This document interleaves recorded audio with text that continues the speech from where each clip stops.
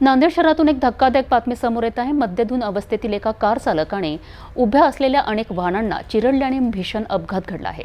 भाग्यनगर कॉर्नरजवळ झालेल्या या अपघातात बुलेटस्वार आणि एका ऑटो रिक्षा चालकाची प्रकृती गंभीर असून त्यांना तातडीने रुग्णालयात दाखल करण्यात आलं आहे।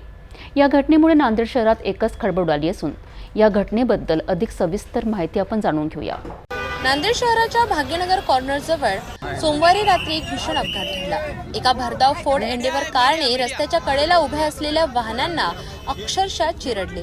यात 2 ऑटो रिक्षा, एक मारुती ऑल्टो कार, एक बुलेट आणि इतर काही दुचाकींचा समावेश होता। प्रत्यक्षदर्शींनी दिलेल्या माहितीनुसार एंडेवर कार चालक मद्यधुंद अवस्थेत होता। त्याचे गाडीवरील नियंत्रण सुटल्याने हा अपघात घडला। या अपघातात बुलेट चालक आणि एका ऑटो रिक्षा चालकाची प्रकृती गंभीर असून त्यांना तातडीने रुग्णालयात दाखल करण्यात आलं। सुदैवाने या अपघातात अनेक जण थोडक्यात बचावले, अन्यथा मोठी जीवितहानी होण्याची शक्यता होती। घटनेची माहिती मिळताच भाग्यनगर पोलिसांनी तात्काळ घटनास्थळी धाव घेतली आणि परिस्थिती नियंत्रणात आणली।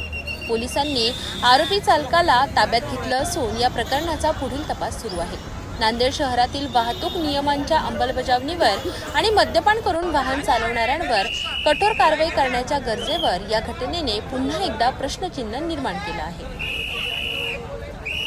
मी ऑटो मध्ये बसलो होतो, दुसरा एक ऑटोवाला आम्ही बसल्या होत्या। ऑटो पॉइंटला आहे, तो व्यक्ती कारवाला तिकडून उडत आला।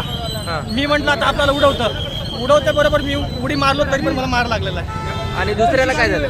दुसरे एक बुलेटवर मोटरसायकल होती, ते वाचेल की एक्सपायर होईल ते माहिती नाही, ते बुलेटवाला आहे। किती ऑटोला नुकसान झालं असेल? आता माझ्यासमोर 2 ऑटो झाले, माझ्या ऑटो काहीतरी नाही, पण दुसरा एक ऑटो आहे। नांदेडमधील या अपघाताने पुन्हा एकदा दारू पिऊन गाडी चालवण्याचे गंभीर परिणाम समोर आणले आहेत। या घटनेतील जखमी लवकरात लवकर बरे व्हावेत अशी आपण प्रार्थना करूया। तसेच पोलिसांनी या प्रकरणाचा सखोल तपास करून दोषींवर कठोर कारवाई करावी, जेणेकरून भविष्यात असे अपघात टाळता येईल। मद्यपान करून वाहन चालवणे केवळ स्वतःसाठीच नव्हे तर इतरांच्या जीवितासाठीही धोकादायक ठरू शकते। या घटनेने पुन्हा अधोरेखित केले आहे।